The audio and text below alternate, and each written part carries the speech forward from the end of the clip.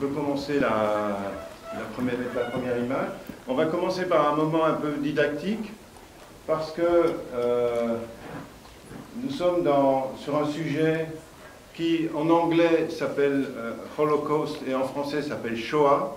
Alors pourquoi il y a cette différence de langage entre l'anglais et le français? C'est parce qu'il y a eu le fameux film de Lanzmann en 1984 qui a popularisé le mot Shoah, qui est un mot hébreu qui signifie catastrophe, et tandis que les Anglais, les anglophones utilisent le mot Holocaust, qui est un mot que Jacques Lanzmann n'aimait pas beaucoup, parce que un holocauste, en fait, c'est un sacrifice dédié à un dieu. Or, on n'a pas sacrifié 6 millions de juifs à quelconque dieu, à part à une dictature, quoi. Et donc, ça, c'est la première distinction que je voulais faire. La deuxième, c'est que, on va parler de tout ça tout à l'heure, il faut qualifier, il faut savoir qualifier ce qui s'est passé pendant cette Deuxième Guerre mondiale. C'est quelque chose d'unique, qu'on appelle un génocide. Alors, un génocide, ça répond, je dirais, à deux critères principalement. C'est plus complexe que ça, mais ça répond à deux critères. C'est un mot qui a été forgé par un juriste anglais qui s'appelle Lemkin, qui était forgé au moment du tribunal Nuremberg, même avant. Et Lemkin pensait, avant même l'Holocauste, à ce mot pour qualifier le génocide des Arméniens. Et ce qui distingue un génocide des autres grands massacres de l'histoire, c'est que il faut deux conditions. Il faut d'abord que ce soit un plan d'État, c'est-à-dire qu'un État décide de liquider une partie de la population. Et le deuxième critère qui est très important, c'est la volonté d'éteindre une lignée. C'est-à-dire quand on commence à tuer des enfants, on a affaire à un génocide. Alors on peut parler des massacres de Staline, c'est probablement plus de millions de morts que les Juifs massacrés pendant la Deuxième Guerre mondiale, mais ce n'est pas un génocide. Ce sont des massacres de masse, ce sont des crimes contre l'humanité, ce ne sont pas des génocides. Voilà, ces deux points étant avancés, je parle un peu en connaissance du sujet, puisque j'ai été commissaire de l'expo Shoah et bande dessinée qui a eu lieu l'année dernière au Mémorial de la Shoah à Paris. Et on va montrer quelques images qui sont assez caractéristiques en fait, parce qu'on aura l'occasion d'en parler dans notre débat. Parler de la Shoah, montrer la Shoah, c'est quelque chose qui n'est pas facile, qui n'est pas évident, pour deux raisons. D'abord parce que ce sont des images terribles.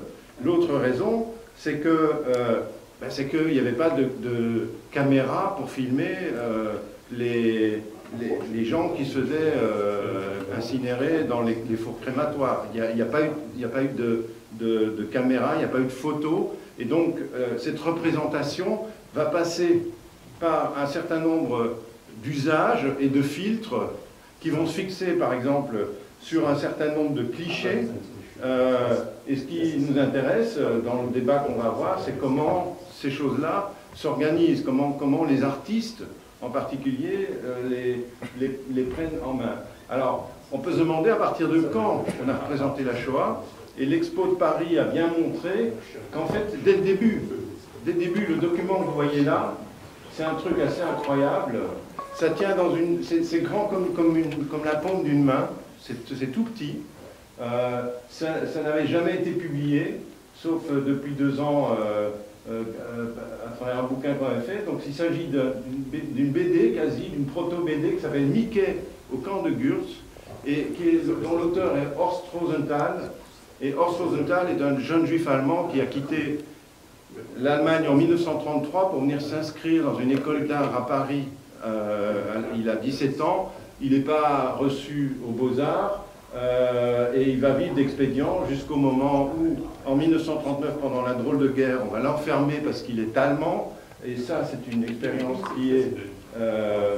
qu'on va retrouver dans la bande dessinée, les dessins animés de nos amis anglais. Et ensuite, il va rester dans ce camp parce qu'il est juif.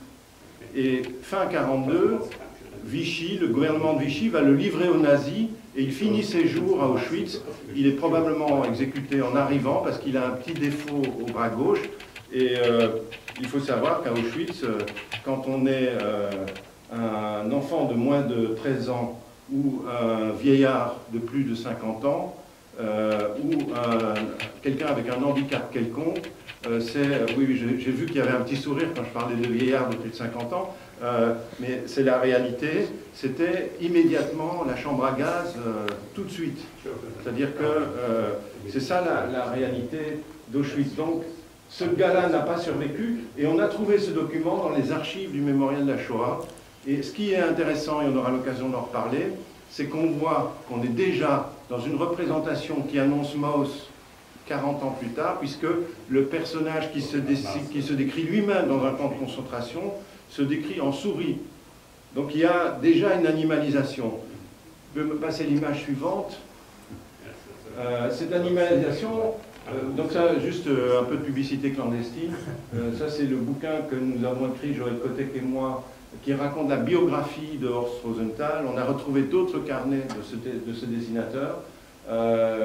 Et donc, l'image suivante, on va retrouver l'animalisation dans une bande dessinée extrêmement importante qui s'appelle La Bête est morte de Calvo. Où là, on remarque qu'on est déjà dans une représentation animalière. Alors pourquoi une représentation animalière? Parce que regardez, la scène, ce sont des scènes d'une cruauté absolue. Si on les avait représentées de façon réaliste, ça aurait été terrible. Et donc, il fallait ce filtre animalier. Ce qui est intéressant, c'est que c'est une œuvre qui paraît en novembre 1944. La guerre n'est pas finie. Et la question est de savoir, est-ce qu'on savait? Est-ce qu'on savait ce qui se passait dans les camps? Est-ce qu'on savait qu'il y avait des camps de la mort? Beaucoup de gens, après la guerre, ont pu dire « non, on ne savait pas et peut-être avec une relative sincérité.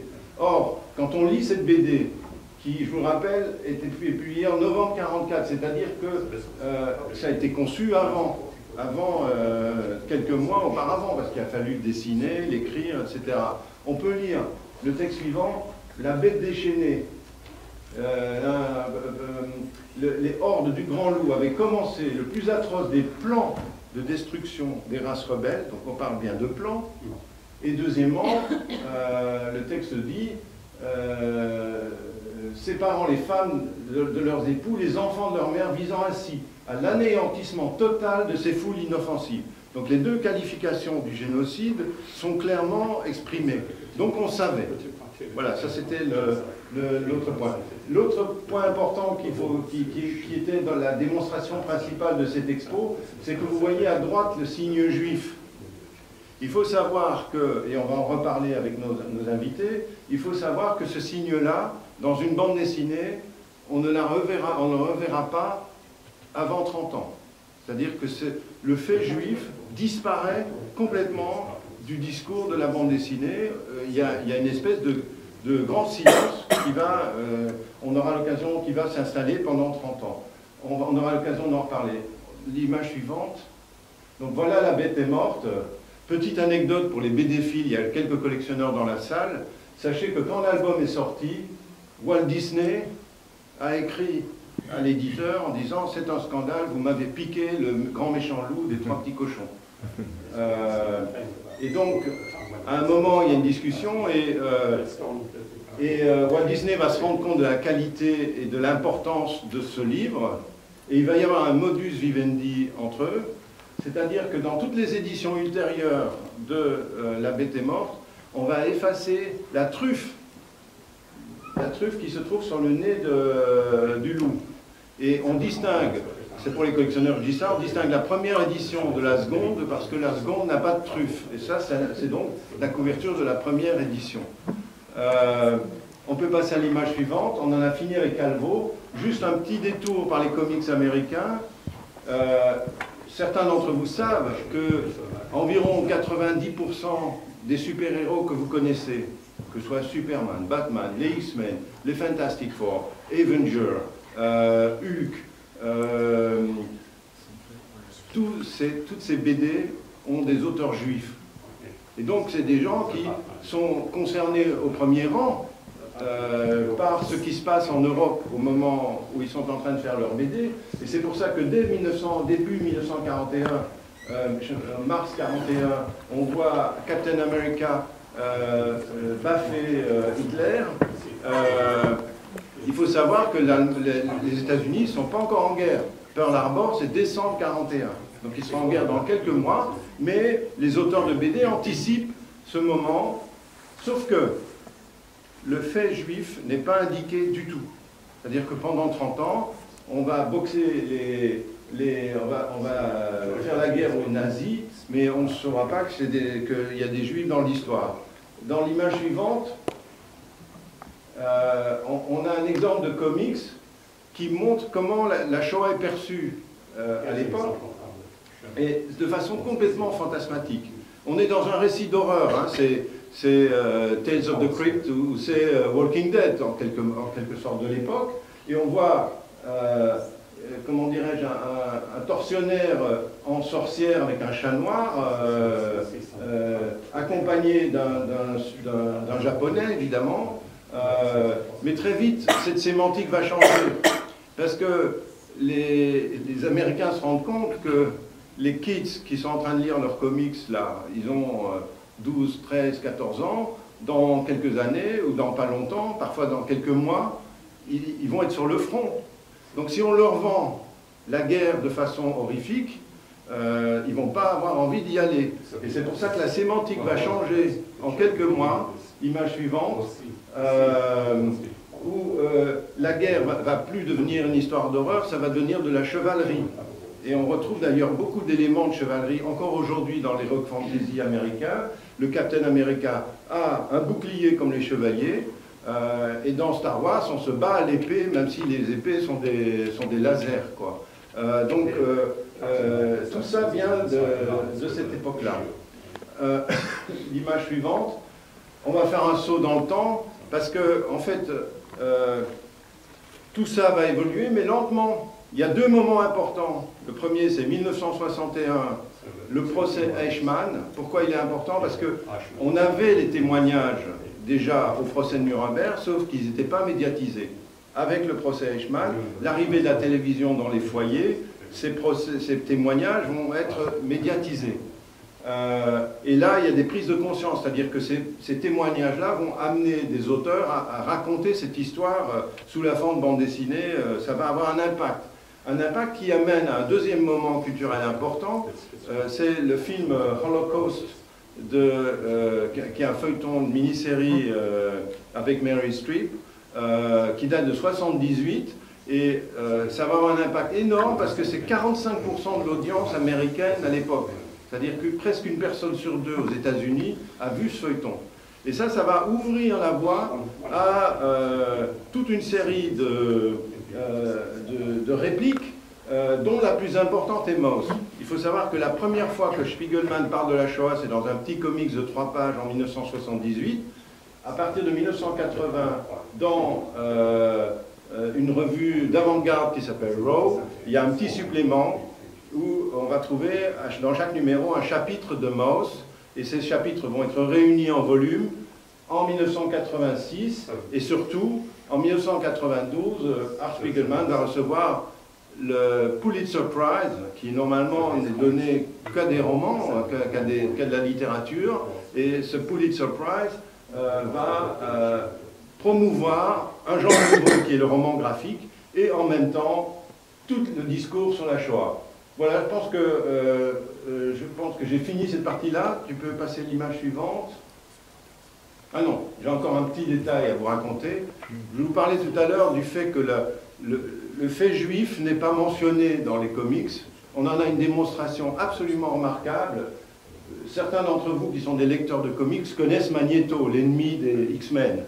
Eh bien, il faut savoir que dans le script originel, Magneto est décrit en 1981 comme un rescapé d'Auschwitz. Donc, normalement, il est juif.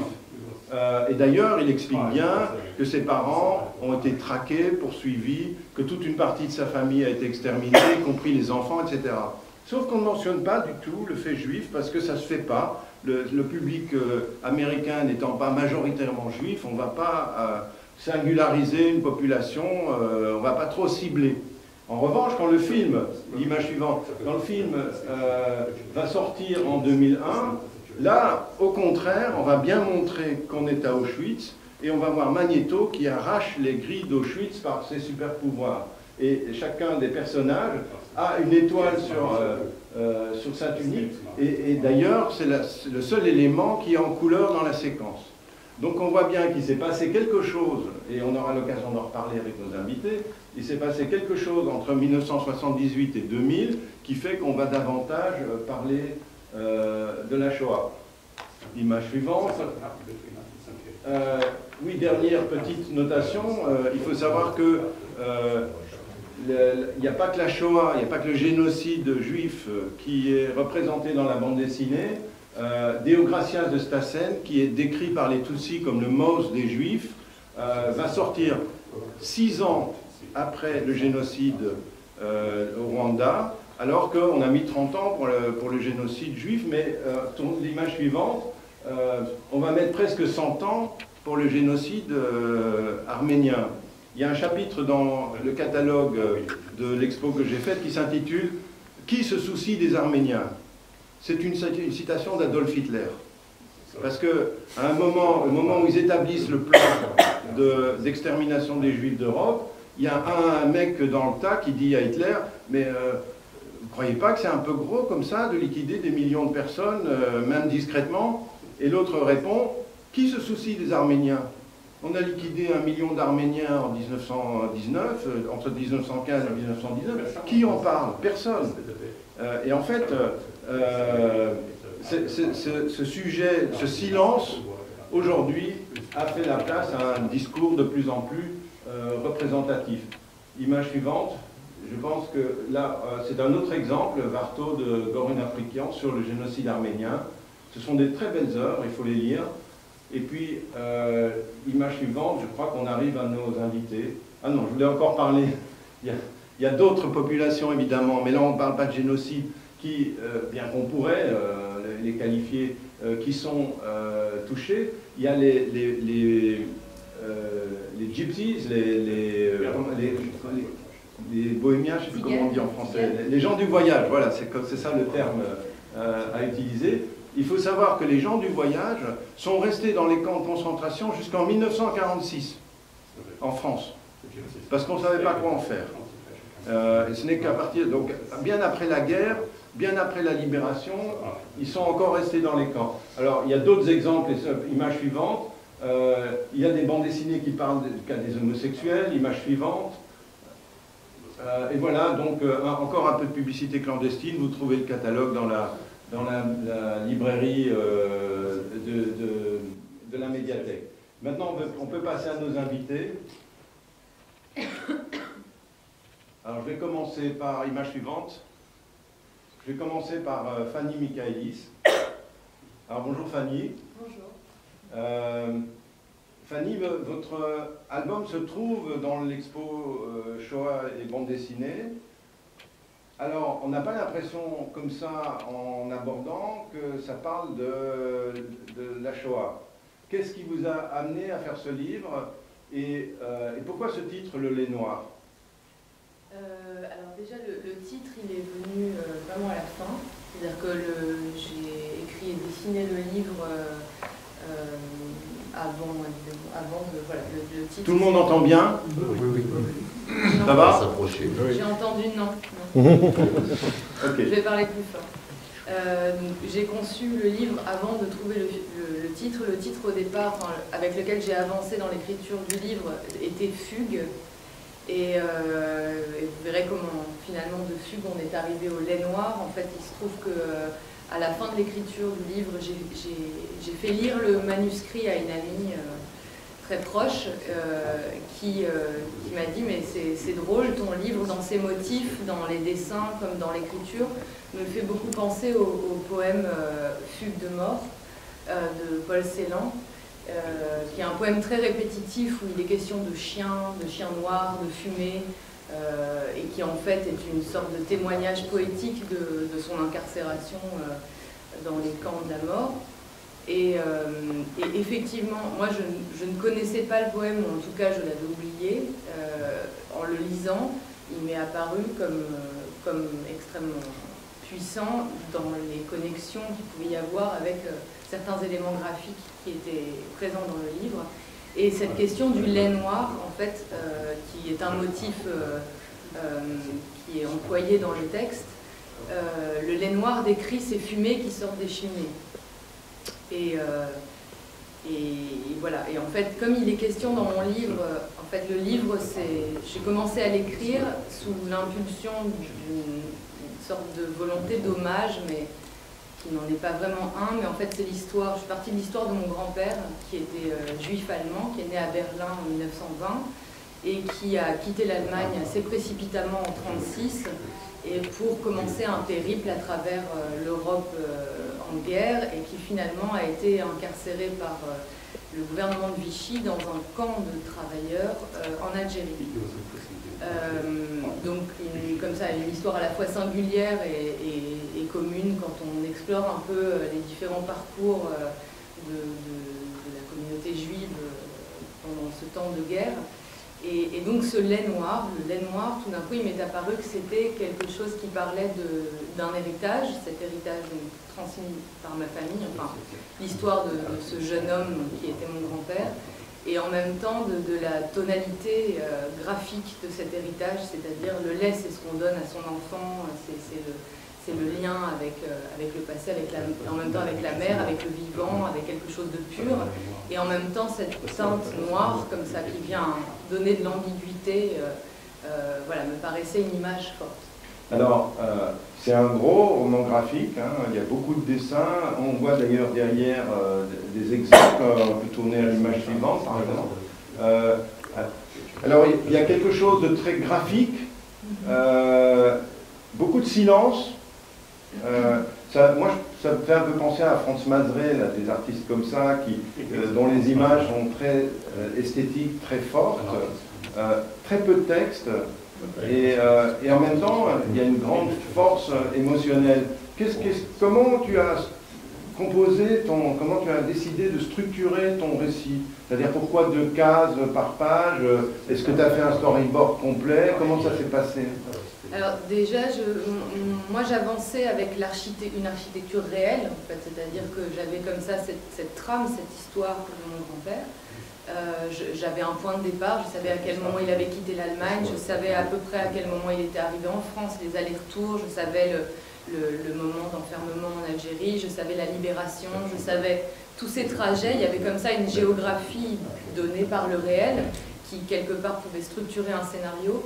Mais il se trouve que mon grand-père est décédé, il a survécu, il s'est installé en France à l'issue de la guerre, mais il est décédé depuis, et il y a plein de choses, enfin j'ai réalisé au moment de commencer à écrire le livre, qu'il y avait plein de choses qui de toute façon détourneraient ma démarche d'une démarche, si j'en avais eu l'ambition, d'une démarche purement scientifique ou historique, qui de toute façon n'était pas la mienne, puisque je suis dessinatrice de bande dessinée et pas chercheuse, mais en tout cas, voilà, il fallait que je comble les vides, en fait. Et de toute façon, en tant que dessinatrice, moi je ne travaille jamais, enfin, jusqu'à présent en tout cas, avec un storyboard, c'est-à-dire que j'avance sous l'impulsion des images et de ce que le récit dans ma tête enclenche comme désir, en fait. Donc, le côté silencieux, je décrivais l'histoire d'un jeune garçon qui fuit, donc qui se retrouve seul dans la forêt, qui se retrouve seul dans une ville,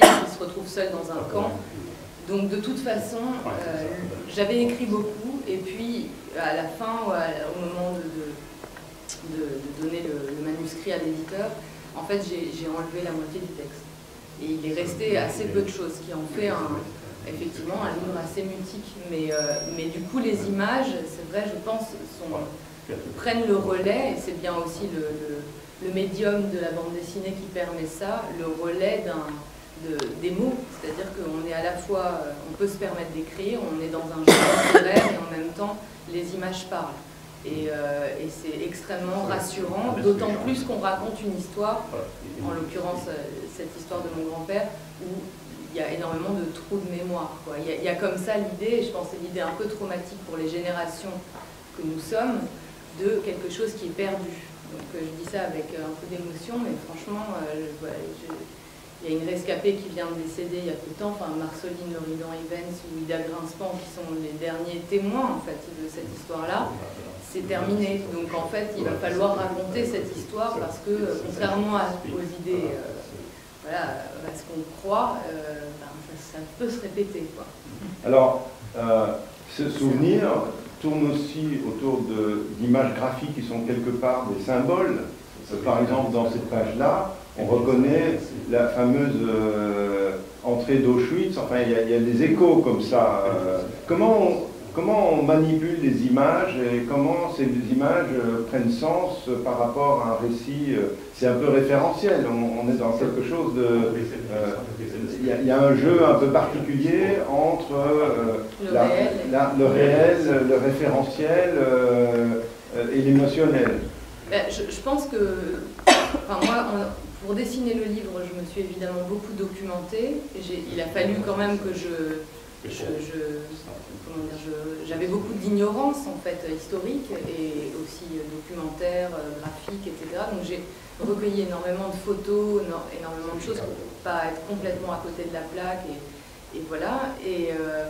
Et en même temps prendre des libertés par rapport à ce réel qui est trop réel, c'est-à-dire tu parlais tout à l'heure de Calvo, effectivement de Mauss, le détour par la représentation animalière ou par tout simplement une sublimation graphique permet aussi de regarder, enfin, d'affronter un réel qui, quand il nous est présenté, même si c'est évidemment indispensable sous forme de documents, comme on peut le voir au mémorial, et d'une brutalité voilà, qui est nécessaire mais qui est terrifiante. Et effectivement, moi, encore une fois, je n'avais pas de démarche scientifique, donc elle s'est faite au détour aussi de, je pense, que je m'étais imaginé de ces visions-là, comment voilà, ça s'est transformé dans mon imaginaire. Alors, on va passer à nos autres invités. Ryan Jones et Kath. Alors, le premier est en fait un dessinateur d'animation, et Kath est sa productrice. Et donc ils ont fait ensemble un livre qui a eu le prix, qui a eu le prix Jeune Albert, Petit Albert plus exactement cette année. Et donc c'est un album qui est un cas particulier puisqu'on va parler, comme dans le cas de Fanny, de rescapés de la Shoah en fait. Ce sont des personnes rescapées de la Shoah, sauf qu'ici, ce sont des... Enfin, sauf qu'ici, il n'y a pas d'éléments de fiction, si je puis dire, puisque ce sont des vrais témoignages qui fondent ces histoires. Et en fait, c'est sur la base de 6 témoignages de rescapés que cette histoire-là est devenue d'abord un dessin animé, et ensuite une bande dessinée. Alors, Kat, comment s'est fait ce projet? How did you start this project? We met a group of Holocaust survivors at our local Holocaust Memorial Day commemoration event. Nous avons rencontré quelques rescapés de la Shoah pendant la commémoration de la Shoah, un événement qui commémore la Shoah. Tout le monde entend là jusqu'au bout? Il faut donner un peu de voix. D'accord, oui, bien sûr. Their stories really moved us. Leurs histoires étaient très émouvantes pour nous. We're not Jewish. We didn't have a connection to the stories. Nous ne sommes pas juifs, pourtant, et nous n'avons pas de lien direct avec ces histoires. We are interested in animated documentary, in telling stories for adults and children, and the BBC commissioned us to make 6 animated documentaries about Holocaust survivors for use in the classroom, to start with? Nous sommes, le documentaire animé nous intéresse. Alors, on va les regarder. Donc, il s'agit de 6 dessins animés qui illustrent les 6 témoignages. Et on va regarder, on a un petit trailer qu'on va vous montrer, que vous voyez un peu à quoi ça ressemble. We won quite a lot of awards and prizes for our animated documentary. We also, it was shown as an animated documentary on television, and we have a sales agent in Amsterdam who has helped get it on television in lots of different countries. Nous avons obtenu quelques prix, un certain nombre de prix pour ce travail. Nous avons un agent à Amsterdam qui commande par ses moyens d'autres programmes. And we then met a publisher who said they would like to turn it into a comic book. Ensuite, nous avons rencontré un éditeur qui ont montré un désir de transformer en bande dessinée. And Ryan here, he was the lead animator on the production, and he converted the artwork into. Ryan était l'animateur en chef pendant la production du documentaire, et ensuite il a transformé le travail animé en bande dessinée. And my husband, he designed all the animation, and he based it on political propaganda of the time. Son mari a conçu l'animation qui a été basée, fondée sur la propagande de l'époque.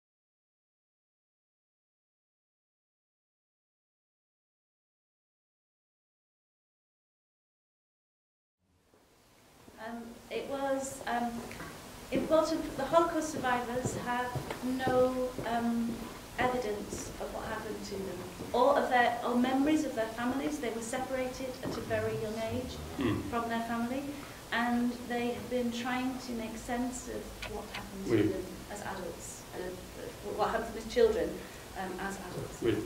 Les rescapés de la Shoah étaient largement des enfants.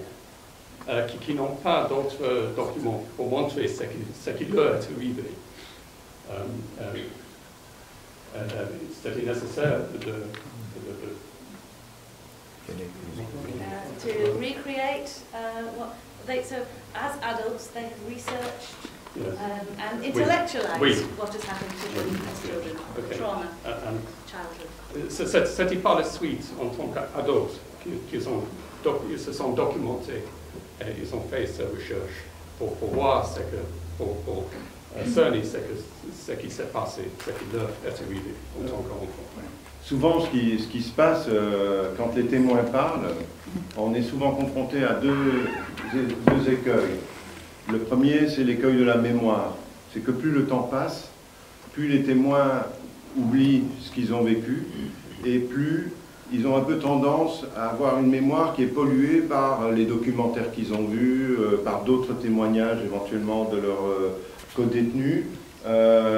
Et donc, c'est une matière qui n'est pas... donc, qu'on ne peut pas vraiment tout le temps, ça dépend évidemment de la qualité du témoignage, mais qu'on ne peut pas qualifier d'historique. Heureusement, il y a des historiens qui sont là pour faire leur travail d'historien. En revanche, leur témoignage est absolument essentiel parce que c'est eux qui font passer cette dimension importante dans le discours de la mémoire, c'est l'émotion. C'est-à-dire que ce qu'ils ont vécu, même si parfois il peut y avoir quelques détails qui ne cadrent pas avec la réalité, ce qu'ils ont vécu, ça c'est une réalité. We tried to portray in the artwork a sense of what a nightmare it must have been for children. At a time when things were very difficult, people didn't talk to children. They did not explain what was happening. And so we've tried to show the sense of how terrible it was. Yes.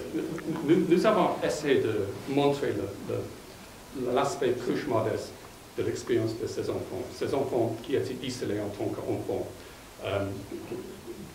dont les adultes expliquaient très peu sur ce qu'ils leur arrive en fait dans le camp de concentration. Alors Ryan, le dessin que vous avez choisi est un peu comme dans le cas de Fanny, un dessin un peu schématique, un peu symbolique. On est dans une démarche, il y a une espèce de filtre esthétique sur cette histoire. Comment vous avez travaillé cette question? Okay. So, a lot of research obviously went behind it. It was more from Zane's side more than my side. It was the director's side who he put all this kind of research behind it more than me. So I don't know if you've got any more ideas of what Zane referenced more than I do. He looked at artists like George Grosz, he looked at political propaganda from both sides, and they used what you were saying about animals being used to represent various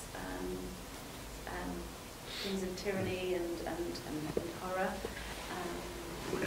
Alors, Marne a dit que c'était plutôt Zane qui a fait de recherche historique sur le show.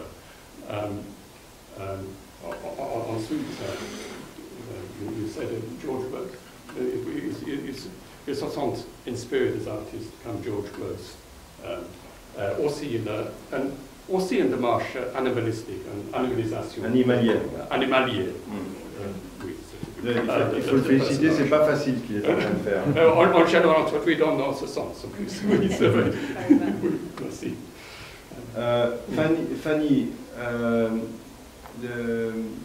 est-ce que cette esthétisation d'un sujet comme celui-là,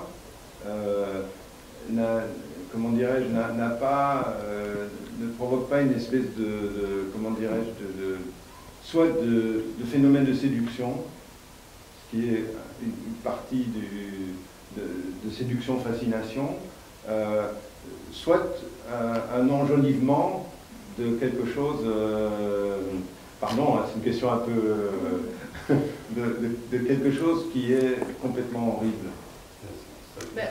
Je pense que ça pose comme question, c'est la question de la légitimité à parler de cette partie de l'histoire, qui est une question quand par exemple Kat dit qu'elle n'est pas juive, ou pourquoi tout d'un coup on aborde cette question-là. Moi je ne me sentais pas plus de légitimité, donc cette question a dû être franchie comme un obstacle en fait, pour parler pourtant d'une histoire qui est celle de ma famille, etc. Et du coup, mais moi je ne parlerai pas d'esthétisation, parce que finalement le fait de passer de l'histoire réelle qui est perdue, quoi qu'il en soit, sur lequel il faut faire un travail de deuil tout en ne renonçant pas à la transmettre, en fait, à un moment donné m'a donné cette légitimité de me dire c'est moi qui parle.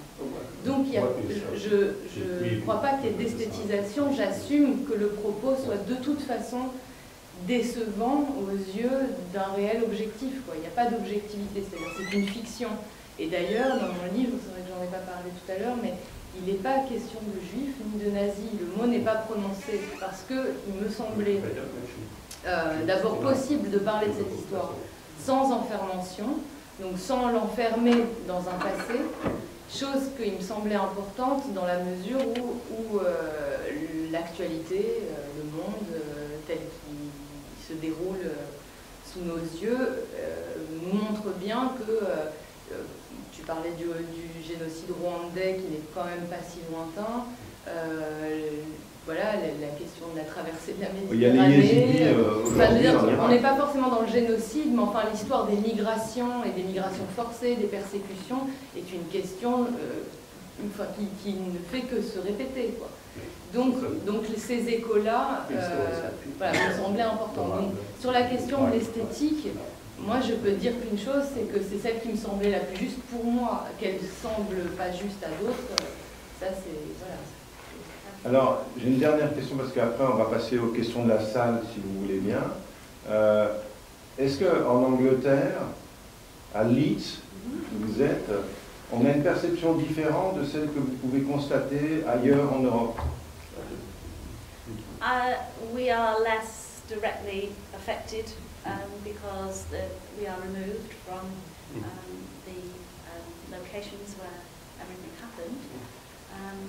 But there is a sense of it being important to tell a story about humanity and how not to forget how cruel humanity is capable of being, and that sense of it being very important to try and stop those things happening again.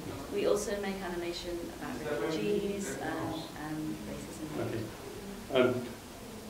En Angleterre, nous nous sentons un petit peu écartés de ce qui se passait dans le Deuxième Guerre mondiale, par la nature de notre situation géographique. Mais il est néanmoins essentiel de parler de ce témoignage et de surtout empêcher cette chose de se reproduire dans l'avenir. But we also make animation about racism, about refugees, and they are very important stories for humanity. Nous créons des dessins animés à propos de racisme, le réfugié, tous ces types de choses qui ont une grande importance pour l'humanité. Alors, on va passer aux questions de la salle. Est-ce qu'il y a des gens entre vous, il y a quelqu'un parmi vous qui veut poser une question à nos invités? Ah, il y a quand même 2 bras qui se lèvent. Alors, quel est le rapport celui-là, parlez fort pour qu'on entende bien. Quel est le rapport ou comment ont-ils intégré les études américaines de Paxton, entre autres? Comment how have you combined with Rappelons que Paxton est un historien américain qui a été le premier à parler du rôle de Vichy, en particulier en France, ce qui était assez ignoré jusque-là. Et qui a été un peu l'occasion du film dont vous n'avez pas parlé, qui est La Pitié et le Chagrin. Bien sûr. On peut pas tout... Ou Le Chagrin et la Pitié. Le Chagrin et la Pitié. We have researched quite widely, but that hasn't been a reference that we have used. But we have, our Holocaust survivors have an extensive archive, so their stories are documented and very, very well researched. So we have worked with a solid historical community organisation and the real stories of genuine survivors and the historical context of that. Nous n'avons pas utilisé Paxton dans notre programme, mais nous avons néanmoins recherché extensivement ce sujet, ainsi que le rescapé eux-mêmes, où ils ont de très grandes archives désormais qu'ils ont utilisées pour en clair, les rescapés ont une grande documentation et probablement que Paxton s'y trouvait déjà. Il y avait une autre question? C'était pas vraiment une question. Moi, j'ai acheté la BD l'année dernière, Les Rencontres Chaland, pour mon fils. Laquelle de BD? La BD Les Rescapés de la Shoah. Voilà. Parce que je ne connaissais pas le mémoire, on va aller acheter demain. Et je l'ai acheté pour mon fils, mais parler de la Shoah à des enfants de 10 ans, c'est compliqué. Ça a été moins compliqué pour moi parce que je suis petite fille de résistants, petite fille de communistes. Donc parler de la Seconde Guerre mondiale dans ma famille, c'était à tous les repas de famille. Alors, Parler de ça, est-ce que votre fils a compris des choses grâce à il la a BD? compris des choses parce que ses grands-parents, ils sont 69 ans, on en parle encore, mais on lit pas. Mon fils ne lit pas comme moi je lisais au même âge. Il est plus Pokémon et avec sa génération. Il aime la BD alors que moi je n'aime pas forcément la BD. Je m'y suis mise parce qu'il s'est mis. Alors merci de le faire parce que moi j'ai été, quand j'étais enfant, mes parents m'ont envoyé en vacances tous les ans à RDA. Je fais partie de l'association RDA, donc j'ai eu la chance d'aller dans les camps de concentration, de voir dès l'âge de 12 ans ce qui se passait. Et en parler à des enfants aujourd'hui, c'est de l'imaginaire. Ils n'imaginent pas. Mon fils est franco-brésilien. Demain, il y a des élections au Brésil et il y a peut-être un fasciste qui va être élu au pouvoir. Donc, mon compagnon est anglais. Il est très concerné aussi par ce qui se passe partout dans le monde. Et merci de pouvoir mettre sur la table à la maison, quand on mange au repas, on va pouvoir enfin en parler sans que ce soit... moi j'ai les images encore d'avoir visité les camps de concentration, c'est un sujet pour moi qui est très dur à exprimer parce que les images réelles viennent dans ma tête. Mais l'amener à travers la BD, c'est un peu banaliser la façon d'en parler en fait. Pas simplement en parler à travers Le Pen, Bolsonaro au Brésil, Trump aux États-Unis, n'importe. C'est parler avec des témoignages d'enfants qui ont leur âge et leur dire comment ils ont vécu cette période, comme aujourd'hui les enfants réfugiés qui arrivent en vacances et qui sont dans la classe de Lilian, ou qu'on invite à manger cette petite fille qui vient de Libye et qui raconte à Lilian qu'elle était sur un bateau et que le bateau a coulé. Il faut arriver à parler aux enfants avec leur mots d'aujourd'hui. Et cette BD, elle va nous permettre aussi, enfin moi du moins dans ma famille, parce qu'il y a des gens que ça ne m'intéresse pas forcément, mais de faire arriver la Shoah à la maison. Donc je voulais vous dire merci à vous. Thank you for this work. Thank you for your kind words there. Appreciate it. Voilà, c'est un très bel hommage à votre bande dessinée. Fanny, est-ce que vous avez eu des réactions de lecteurs par rapport à votre ouvrage? Oui. Et quelle a été qu'est-ce qui vous a touché comme réaction? Là, je sais pas. Là, je suis un peu surprise par la question. Non, je sais pas. Est-ce que vous avez eu l'impression que le message passait en fait? C'est ça la question. Oui, enfin, que le message passait, c'est-à-dire que moi, c'est pas un livre qui est destiné à la jeunesse, donc oui, je pense mais même les adultes. Même les adultes réagissent aussi. Oui, oui, c'est pas ceci dit, je dis ça, mais le prix a concouru pour le concours littéraire des prix littéraires des lycéens en Ile-de-France. Enfin, donc c'est pas des enfants, mais c'est quand même des adolescents. Je crois que le livre leur a parlé du fait peut-être de ce biais. En fait, je crois, pardon, du coup je mets un peu de temps, mais les réactions les plus fortes que j'ai eues, c'est parce que j'ai mené des ateliers effectivement dans des collèges et dans des lycées en Ile-de-France, où les enfants venaient, les ados, étaient majoritairement issus, comme on dit, de l'immigration, donc à plusieurs générations, mais d'origine, dont les parents d'origine algérienne, indienne, Afrique, Mali, Sénégal, enfin plein d'origines différentes, mais chez qui il y avait toujours une histoire de migration, d'immigration en fait. Et du coup, le fait que je vienne parler de quelque chose de réel, entre guillemets, d'une expérience que je pouvais transmettre et que je pouvais partager avec eux en leur posant surtout la question de ce qui... Enfin, comment dire?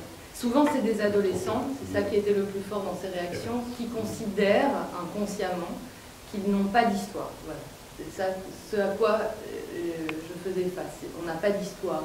C'est pas très bien la question de pourquoi on est français, pourquoi, je sais pas. Enfin, la question de l'identité est à la fois très centrale et en même temps, il n'y en a pas. En fait. Enfin, il y a un vide. Et du coup, par l'intermédiaire des ateliers que j'ai pu mener avec eux, pouvait se révéler, comment dire, émerger une histoire, en fait, un récit. Une histoire qui peut être la leur. Bah oui, bien sûr, oui. Et ça, je crois que c'était du coup par effet la chose la plus forte pour comment le livre pouvait être le tremplin d'un dialogue sur une altérité, quoi. Enfin, sur les histoires de plein de... Alors, il y a encore une question, peut-être? Oui, je voulais revenir sur le propos du début, sur l'esthétique du dessin. Lorsqu'on choisit un dessin, une façon de dessiner, on le voit, les victimes sont évidemment des victimes, elles ont les yeux vides, elles sont maigres, elles sont toujours voûtées, et le méchant est toujours musclé, avec des armes, un sourire carnassier. Et cette façon de présenter les choses s'éloigne de Hannah Arendt qui disait que ce sont des gens normaux qui ont commis ces crimes. Ce ne sont pas des monstres, au départ. Ce qu'ils ont fait est monstrueux, mais ce qui le déclenche, c'est un conditionnement. Et quand on lit, quand on voit les images comme ça, je me pose moi la question de votre choix à vous, dessinateur. Comment vous choisissez d'être dans ce, pardonnez-moi l'expression, mais cliché presque, de la victime absolument victime et le bourreau absolument bourreau. Alors que le bourreau, l'histoire le montre, est un homme ou une femme presque normale qui, conditionné, arrive à faire des choses monstrueuses. Bruno, il y a un traducteur, soyez...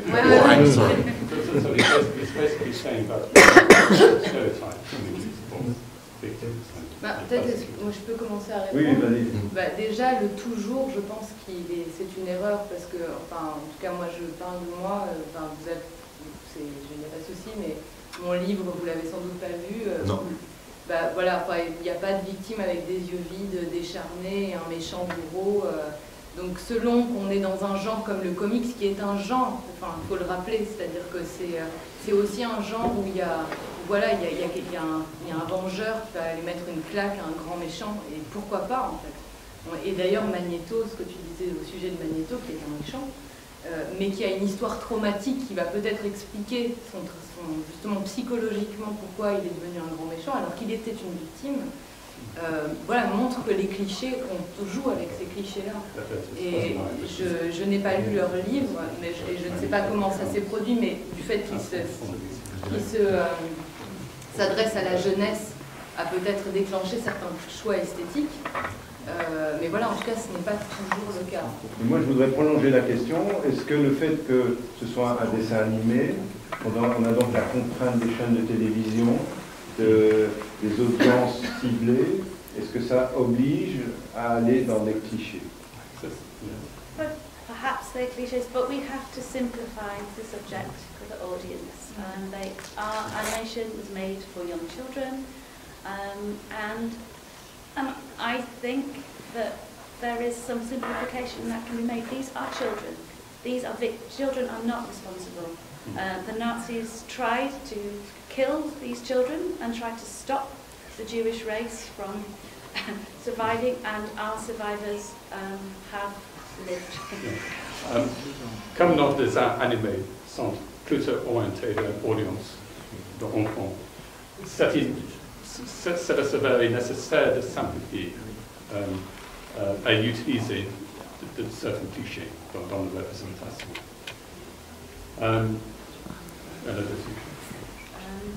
Children victims of war. Yes, les enfants sont effectivement des victimes de guerre. Oui. C'est-à-dire que dans ce cas particulier, les enfants qu'on montre ce sont les vraies victimes puisqu'elles ont témoigné. And also it was important for the audience. Our Holocaust survivors talk to groups of children in schools, and children can't quite relate to them because they are old. Yes. Here we were able to portray them as children, so that the children in the audience can connect their experience. Oui. Le problème avec le rescapé actuel, qu'ils sont très vieux. Il y a une différence générationnelle entre l'enfance d'aujourd'hui et le rescapé. Et de montrer le rescapé comme il veut, comme enfant, permet aux enfants d'aujourd'hui de s'identifier. S'identifier, merci. Bon, je pense qu'on va terminer cette conversation parce que l'heure est avancée. Sachez que vous pouvez retrouver nos auteurs à la médiathèque dans les séances de signature. Vous pourrez continuer la conversation avec eux tout en faisant dédicacer vos ouvrages, enfin leurs ouvrages plus exactement. Et donc, écoutez, je pense qu'il n'y a plus qu'à les applaudir.